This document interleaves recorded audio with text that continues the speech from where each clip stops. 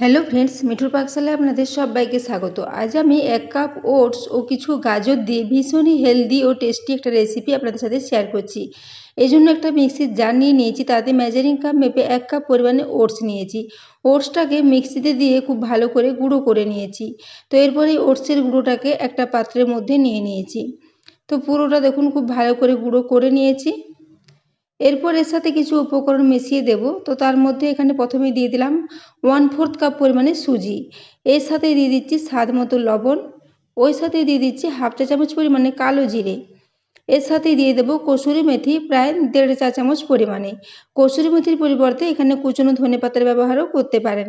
তো এরপর আমি শুকনো উপকরণগুলোকে এই ওটসের সাথে খুব ভালো করে মিশিয়ে নেব। তো মিশিয়ে পর ওটাকে সাইডে রেখে দিয়েছি। এদিকে আমি একটা বড় সাইজের গাজরকে ছোট টুকরো করে কেটে নিয়েছি এবং সাথে দুটো কাঁচা লঙ্কাও নিয়েছি। তো এবার এই গাজরের টুকরোগুলোকে একটা মিক্সির জারের মধ্যে নিয়ে নিচ্ছি, তার সাথে দুটো কাঁচা লঙ্কাও নিয়ে নেব এবং ওই সাথে কিছুটা পরিমাণে জল দিয়ে এটাকে খুব ভালো করে একটা পেস্ট তৈরি করে নেব। তো দেখুন কিছুটা পরিমাণে জল দিয়ে এটাকে ঢাকা দিয়ে খুব ভালো করে একটা পেস্ট তৈরি করে নিচ্ছি। তো এরপর আমি দেখুন ওটসের সাথে এরপরে এই যে গাজরের পেস্টটাকে নিয়ে নিচ্ছি। তো গাজরের পেস্টটা নিয়ে নিয়েছি। এরপর মিক্সির জারটা ধুয়ে আবারও কিছুটা জল এখানে দিয়ে দিলাম, প্রায় 1/4 কাপ পরিমাণে জল দিয়ে দিয়েছি। এরপর এখানে সব কিছু একসাথে মিশিয়ে নিচ্ছি। ওটস ও সুজি দুটোই অনেকটাই জল টেনে নেয়, সেই জন্য প্রথমে এখানে কিছুটা কম পরিমাণে জল দিয়ে এটাকে মেখে নিচ্ছি। এছাড়া গাজরের মধ্যেও কিছুটা জল ছিল, তো সেই জল দিয়ে এটা আগে খুব ভালো করে মিশিয়ে নেব। তারপর আবারও প্রয়োজন হলে কিছুটা জল মিশিয়ে নেব। তো ব্যাটারটা একটা বেশ মিডিয়াম ঘনত্বের ব্যাটার মতো রেডি করে নেব। তো দেখুন এরপর এটাকে খুব ভালো করে মিক্স করে নিচ্ছি। তো ব্যাটারটা এখন খুবই ঘন আছে, এই জন্য মিক্সির জারটা থেকে আবারও কিছুটা জল এখানে দিয়ে দিলাম।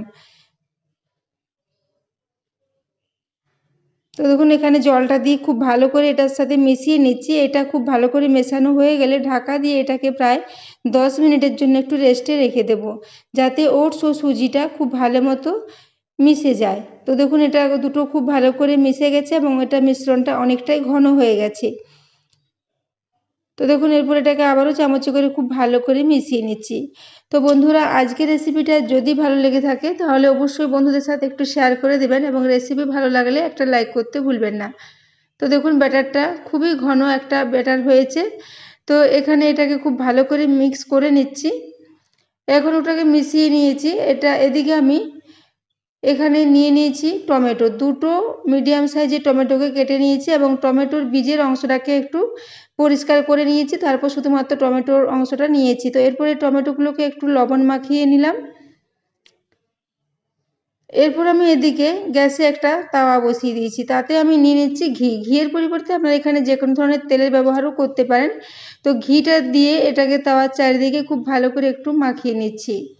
ঘিটা মাখানো হয়ে গেলে ওই যে ব্যাটারটা রেডি করে রেখেছি, সেই ব্যাটার থেকে কিছুটা করে ব্যাটার এই তাওয়ার মধ্যে দিয়ে দেব। তো দেখুন ব্যাটারটা খুবই একটা বেশ মিডিয়াম ঘনত্বের ব্যাটার মতো রেডি করে নিয়েছি। ব্যাটারটাকে এরপর এখানে 2 চামচ করে দিয়ে দিচ্ছি। ছোট ছোট প্যানকেকের মতো করে ছড়িয়ে দিচ্ছি। তবে আজকের এই রেসিপিতে আমি কোনো রকমের বেকিং পাউডার বা বেকিং সোডা ব্যবহার করিনি। বেকিং পাউডার এবং বেকিং সোডা ছাড়াই এই রেসিপিটা ভীষণ নরম মতো রেডি হয়ে যাবে। তো দেখুন এরপর এখানে 3টে করে দিয়ে দেবো। তাওয়াটা যে সাইজের আছে তাতে 3টে করে প্যানকেক এখানে রেডি হয়ে যাবে। তো দেখুন এরপর এগুলো একটু একটু করে ছোট্ট ছোট করে ছড়িয়ে নিচ্ছি। এগুলো খুব বেশি পাতলা হবে না, একটু মোটা মোটা হবে। তো এরপর দেখুন আবারও একটা এখানে দিয়ে দিচ্ছি।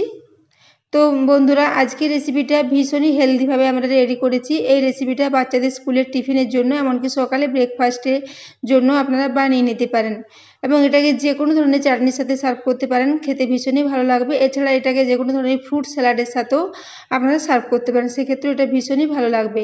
এরপর একটু উপর থেকে টমেটো দিয়ে দিচ্ছি। টমেটো দিলেও এর টেস্টটা ভীষণই ভালো লাগবে, যেহেতু টমেটোটাও নিচের দিকটা খুব ভালো মতো ফ্রাই হয়ে যাবে, তাই টমেটো দেওয়ার জন্য এর টেস্টটা অনেকটাই বেড়ে যাবে। এখানে টমেটোর সাথে আপনারা একটু কুচনো পেঁয়াজ বা কুচনো কাঁচা লঙ্কা দিতে পারেন। আমি দুটো কাঁচা লঙ্কা পেস্ট করে দিয়েছি, সেই জন্য পরে আর লঙ্কার ব্যবহার করিনি। এছাড়া এটাকে আমি সম্পূর্ণ নিরামিষভাবে রেডি করেছি, সেই জন্য পেঁয়াজের ব্যবহারও করে নিতে হবে। আপনারা চাইলে 2-3 খণ্ড এরকম পেঁয়াজ কুচিয়ে ওপর থেকে দিয়ে দিলে এর টেস্টটা আবারও ভীষণ ভালো হবে। তো দেখুন এরপর আমি এটাকে ঢাকা দিয়ে প্রায় 2 মিনিটের জন্য একটু লো ফ্লেমে রেখে দিয়েছিলাম। 2 মিনিট পর ঢাকাটা খুলে নিলাম। এখন দেখুন উপরটা পুরোপুরি শুকিয়ে গেছে। এরপর এগুলোকে উল্টে দিচ্ছি। পরে এখানে আর কোনো ঘিয়ের ব্যবহার করব না, তাওয়াতে যেটুকু ঘি লেগে আছে তাই দিয়ে উপর নিচ দুদিকটাই খুব ভালো মতো ফ্রাই হয়ে যাবে। উল্টে দেওয়ার পরও প্রায় 1 থেকে 1.5 মিনিটের জন্য এগুলোকে ঢাকা দিয়ে আবার একটু রান্না করে নেব, তাহলে দুদিকটাই খুব ভালো মতো ফ্রাই হয়ে যাবে এবং টমেটোটাও খুব ভালো মতো সেদ্ধ হয়ে যাবে। তো এই জন্য আবারও ঢাকা দিয়ে দিলাম। এরপর 1.5 মিনিট পর ঢাকাটা খুলে নিচ্ছি। এরপর এগুলোকে আবারও একবার উল্টে নেব। তো দেখুন এরপর টমেটোগুলো খুব ভালো মতো সেদ্ধ হয়ে গেছে এবং দুদিকটাই খুব ভালো মতো ভাজা হয়ে গেছে। উল্টে দিচ্ছি। উল্টে দেওয়ার পর এগুলোকে একটা প্লেটে তুলে নেব। তো দেখুন দুদিকটাই খুব ভালো মতো ফ্রাই হয়ে গেছে। তো এরপর এগুলোকে একটা প্লেটে তুলে নিচ্ছি। তো বন্ধুরা আজকের রেসিপিটা বানিয়ে নেওয়া ভীষণই সহজ। বাচ্চাদের জন্য আপনারা এরকম ধরনের হেলদি রেসিপি বাড়িতে বানিয়ে নিতে পারেন। বাচ্চাদের টিফিনের জন্য এটা ভীষণই ভালো হবে এবং এগুলো ঠান্ডা হওয়ার পরেও একদমই শক্ত হয়ে যাবে না, ভীষণই এগুলো নরম থাকবে। তো দেখুন এরপর আবারও একটা আপনাদের দেখিয়ে দিচ্ছি। এখানে আবারও 1/2 চা চামচ পরিমাণে ঘি দিয়ে দিলাম। ঘিটাকে তাওয়ার চারিদিকে একটু ছড়িয়ে নেব। তারপরে ব্যাটারটা নিয়ে এখানে আবারও 3টে দিয়ে দেব। তো এইভাবে 3টে করে দুবার করেছি, আবার পরে আবারও একটা করেছি। এখানে মোট আমার 7টা মতো প্যানকেক রেডি হয়েছিল যে উপকরণটা আমি নিয়েছিলাম। তবে এখানে আমি একটু সুজির ব্যবহার করেছি। সুজির পরিবর্তে আপনারা এখানে বেসনের ব্যবহারও করতে পারেন, সেক্ষেত্রে এটা ভীষণই ভালো হবে। তো দেখুন এরপর আমি এটাকে খুব ভালো করে ছোট্ট ছোট প্যানকেকের মতো করে এইভাবে ছড়িয়ে নিচ্ছি। তো বন্ধুরা আজকের রেসিপিটা বানিয়ে নেওয়া ভীষণই সহজ। সকালে তাড়াহুড়োতে খুবই চটজলদি এটা রেডি হয়ে যায়, একদমই সময় বেশি লাগে না। তো দেখুন এরপর এগুলোকে এভাবে ছোট্ট ছোট প্যানকেকের মতো করে ছড়িয়ে দিলাম। এরপর ওই যে টমেটোর খণ্ডগুলো রয়েছে, টমেটোর খণ্ডগুলোকে একটু এভাবে সাজিয়ে নেব।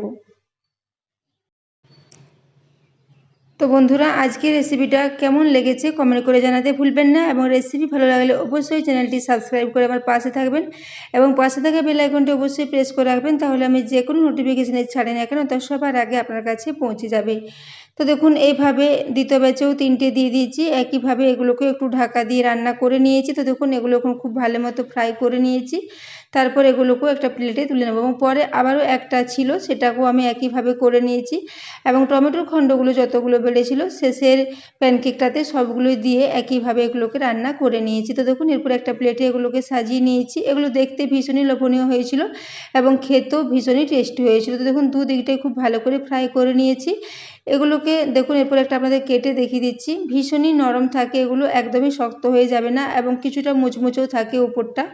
তো এইভাবে রেসিপিটা অবশ্যই বাড়িতে একবার ট্রাই করবেন এবং কমেন্ট করে জানাতে ভুলবেন না আপনাদের কেমন লেগেছে। তো বন্ধুরা আজকের রেসিপিটা আপনারা যে কোনো ধরনের চাটনির সাথে সার্ভ করতে পারেন, খেতে ভীষণই ভালো লাগবে এবং এতক্ষণ পর্যন্ত রেসিপিটি দেখার জন্য আপনাদের অশেষ ধন্যবাদ।